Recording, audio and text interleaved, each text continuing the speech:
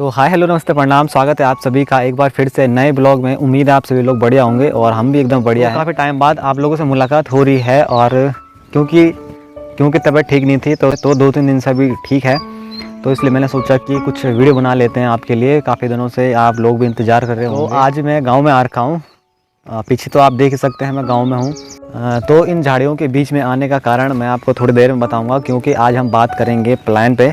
पीछे आप मेरे घर देख ही सकते हैं कि क्या हाल हो रखे हैं घर के। वीडियो शुरू करने से पहले मैं आपको घर दिखा देता हूँ, ये जहाँ पे मैं आया रखा हूँ।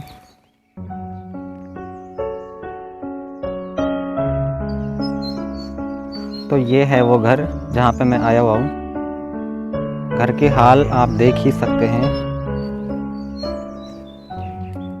सबसे पहले मैं आपको अपने गांव के बारे में बता देता हूँ कि हमारे गांव का नाम है सनखेत और ये पौड़ी ज़िले में पड़ता है। लैंसडाउन क्षेत्र में है हमारा गांव। क्योंकि मैंने अपने गांव के बारे में पहले किसी ब्लॉग में नहीं बताया होगा, गांव का नाम भी मैंने आप लोगों को नहीं बताया था। क्योंकि आज हम बात करने वाले हैं उत्तराखंड के सभी गाँवों में सबसे बड़ी दिक्कत के बारे में, जिसका नाम है प्लान। क्योंकि प्लान हर गांव की सबसे बड़ी दिक्कत हो गई है आजकल। सारे गांव खाली हो रहे हैं और हमारे गांव के हाल भी आप पीछे देख सकते हैं। ये सबसे पहला घर होगा जहां से प्लान हो चुका था और पूरा गांव तो आगे उधर है, ये सबसे किनारे पे था। तो मैंने सोचा सबसे पहले इधर से शुरू करते हैं। और भी कई घर हैं हमारे आगे जो पूरे खाली हो चुके हैं और ताले लग चुके हैं उन पे। तो मैं आपको आगे भी दिखाऊँगा, उनको भी दिखाऊँगा, उनमें चलेंगे अभी। ये हमारे गांव का सबसे पहला वो घर है जो अपनों की राह देखते देखते यहाँ पे बिखर चुका है।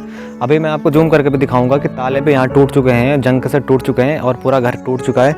और दरवाजे आप देख सकते हैं खुल रहे, अंदर सामान था वो ऐसे ही यहाँ बिखरा पड़ा है।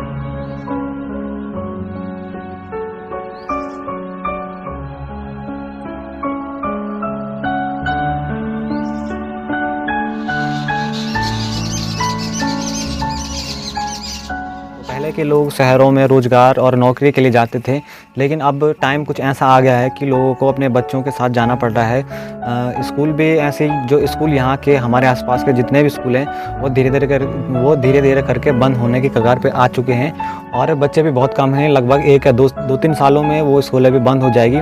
तो सबकी अपनी अपनी दिक्कतें हैं, तो गाँव छोड़ कर जाना पड़ रहा है। यही घर नहीं है सिर्फ अकेला, और भी 2-3 4-5 घर हैं आगे। अभी मैं वहाँ भी जाऊँगा तो वो सारे घर में मैं आपको दिखाऊँगा। और जो हमारे गांव में घर हैं जहाँ पे लोग रह रहे हैं, उन हर घर में एक दो लोग बचे हुए हैं। बाकी अपने अपने बच्चों और फैमिली के साथ सब निकल चुके हैं और गांव धीरे धीरे करके खाली हो रहा है। पहले के टाइम में लोग कहते थे कि गांव में रोड नहीं है। अब तो हर गाँव में रोड आ चुकी है। हमारे गाँव में अभी कुछ टाइम पहले ये रोड आई है। इसी से रिलेटेड एक लाइन सुनी थी जिसमें लिखा हुआ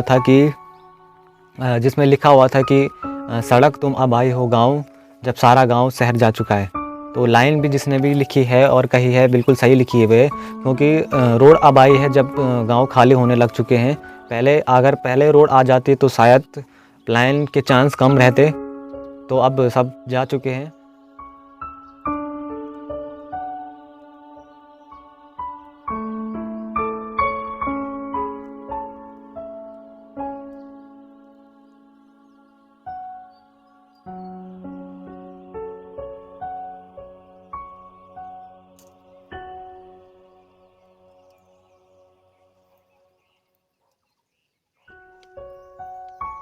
और अभी मैं आ चुका हूँ दूसरे घर पे, और ये मुझे लगता है कि इस गांव का सबसे पुराना घर होगा जहाँ तक मुझे लगता है।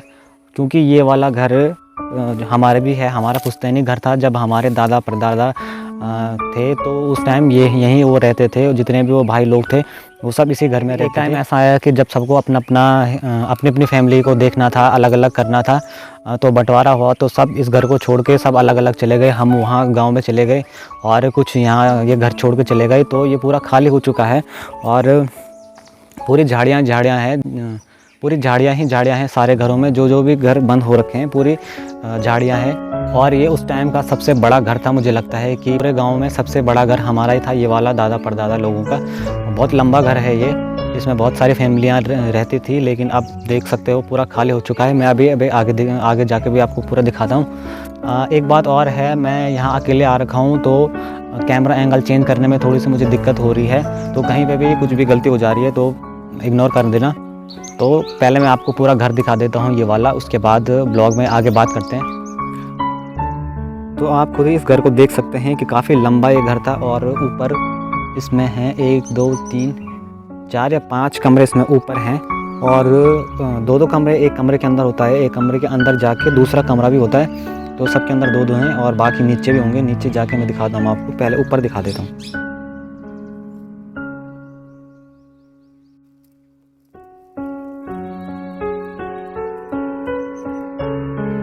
तो पुराने ज़माने के जो भी घर हुआ करते थे वो काफ़ी मजबूत हुआ करते थे, और इनको बहुत साल हो चुके हैं और अभी भी जमखम हो रखे हैं। हाँ, सिर्फ इनकी जो लकड़ियाँ हैं वो ख़राब हो चुकी है, सारी जितनी भी इसमें लकड़ियाँ हैं वो ख़राब हो चुकी है। फिर भी कुछ लकड़ियाँ ऐसी हैं जो अभी भी ठीक है, लेकिन दरवाजे इसके टूट चुके हैं। जो लकड़ियों से जितना भी इसमें सामान है वो ख़राब हो चुका है, लेकिन बाकी जो इसमें दीवारें हैं अभी भी जैसी थी वैसी अभी भी है।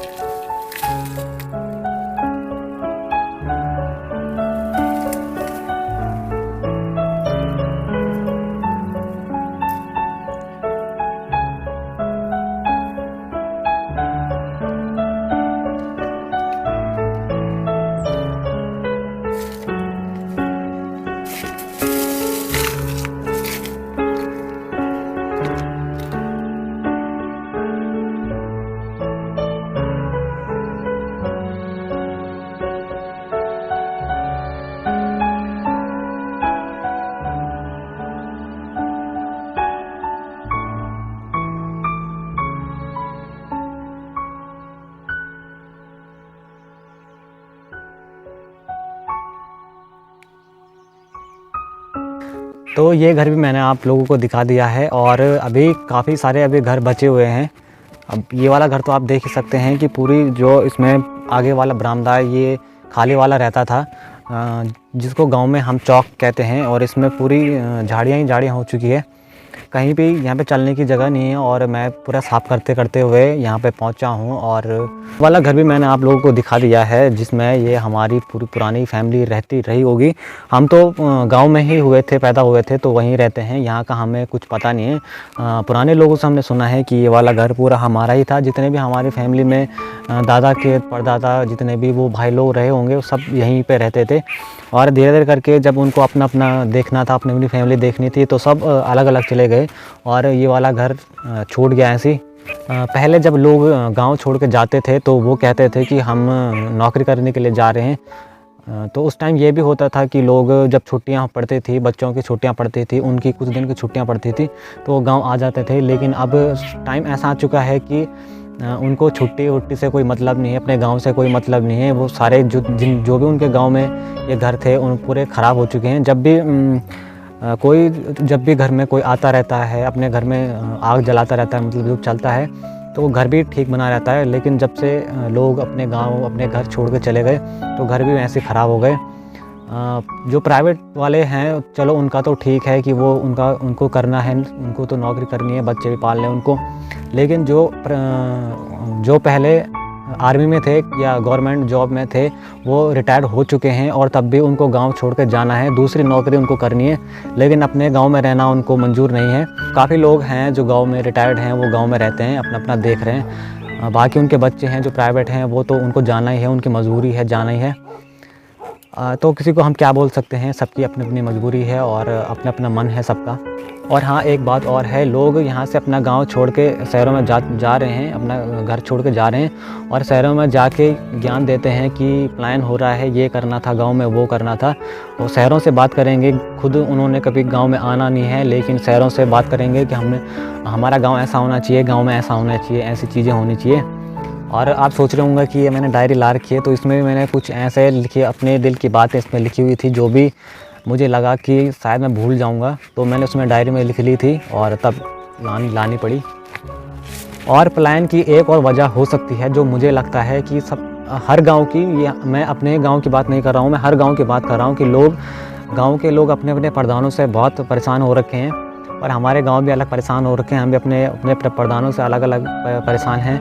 क्योंकि ये है कि पहले तो गांव में प्रधान काम लाता नहीं है, और जब लाता है तो जब काम ख़त्म हो जाता है तो उसके पैसे लोगों के पास मिलते नहीं हैं, प्रधान देता नहीं है। बहाने हो जाते हैं कि कभी कुछ हो जाता है, कभी कुछ हो जाता है। हाँ, वो अलग बात है कि जो काम नहीं कर रहे हैं उनके पैसे सबसे पहले आ जाते हैं, प्रधान उनको सबसे पहले दे देते हैं प्रधान जी की मेहरबानी से। बाकी जो काम करे ना करे वो अलग बात है, उनको मिले ना मिले वो अलग बात है, पर जो काम ना करे सबसे पहले पैसे उसको मिल जाते हैं टाइम पे। पहले के लोग अपने अपने विधायकों को बोलते थे कि विधायक बने हैं यहाँ गाँव के लिए और रह रहे हैं, शहरों में रह रहे हैं, दिल्ली, देहरादून, कोटद्वार पर रह रहे हैं। लेकिन अब प्रधानों के हाल भी वही हो चुके हैं कि हमको काम करने के लिए लैंसडाउन, कोटद्वार ऐसे जगह जाना पड़ता है कि जहाँ उनका घर हो चुका है। अब जो अपने गांव के ना हो पाए वो क्या गांव चलाएगा। लोगों ने प्रधान तो बना दिए हैं, लेकिन खुद ही प्रधानों से अब परेशान हैं। क्या करें, प्रधानों के हाल भी कुछ ऐसे ही हैं, गांव के बारे में सोचते नहीं और पता नहीं कहाँ कहाँ इनका वो चलता रहता है कि कभी कुछ स्कीम इनकी आ जाती है, कभी कुछ आ जाती है, कहाँ पे कुछ टूट जाता है, कहाँ पे कुछ टूट जाता है। तो गांव के लिए भी कुछ स्कीमें होनी चाहिए थी, ताकि लोगों को अपने गांव से बाहर ना जाना पड़े।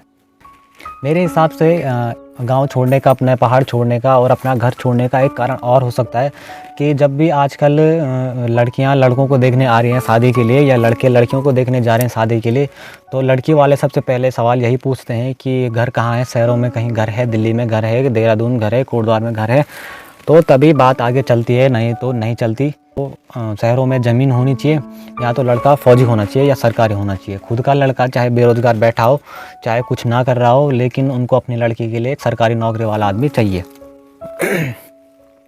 तो ये भी सबसे बड़ा कारण है। तो लोगों को अब शादी तो करनी है, तो लोगों को घर छोड़ के जाना पड़ रहा है, शादी करनी है तो घर भी चाहिए शहरों में। ये भी सबसे बड़ा कारण हो सकता है आजकल। सब लड़कियों की बात नहीं कर रहा मैं, काफ़ी लड़कियां ऐसी हैं जो अपने गांव का हाल समझती है, अपने परिवार का हाल समझती है कि वो कैसे पले बड़े हैं अपने गांव में।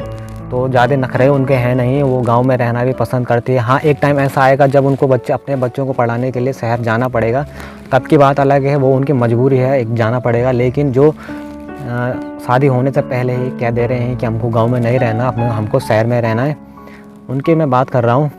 बाकी गांव में कुछ लड़कियां हैं जो रहते हैं, गांव में रहते हैं, ठीक ठाक रहते हैं। तो सब लड़कियां अपने लिए मत समझ देना कि मैं सभी लड़कियों के लिए मैं बोल रहा हूं, जो हैं मैं उनके लिए बोल रहा हूं। बाकी गांव में तो लोगों ने ज़मीन बाहर वालों को बेच दी है, सारी जो मेन जगह थी गांव में वो सब ने गाँव वालों ने बेच दी है। जैसे रोड के आसपास उनकी ज़मीन थी, तो जो रोड के हमारे गांव में जो मेन रोड है जहाँ पे आसपास ज़मीनें थी वो सारी बिक चुकी है बाहर से, और बाहर से लोग यहाँ आ रहे हैं, अपना घर बना रहे हैं। और जो ये गांव के लोग हैं वो यहाँ अपने घरों पे ताला लगा के अपने घर छोड़ के यहाँ शहरों में चले जा रहे हैं। फिर एक टाइम ऐसा आया था कि जब कोरोना का टाइम आया था तो गांव पूरे भर चुके थे, मतलब लोग ही लोग थे। फिर कोई ढूंढता था कि हम कहाँ जाएं। उन्होंने भी सोचा होगा अपना घर होता तो अपने घर में चले जाते। खैर, एक बार फिर से कोरोना आ रहा है, वैसे भगवान ना करे कि कोरोना दोबारा आए, लेकिन अभी तो फ़िलहाल चल ही रहा है। क्या पता आप लोगों को दोबारा यहाँ गाँव में आना पड़े, फिर तब तुम लोग ढूंढोगे कि हम किसके घर जाएँ।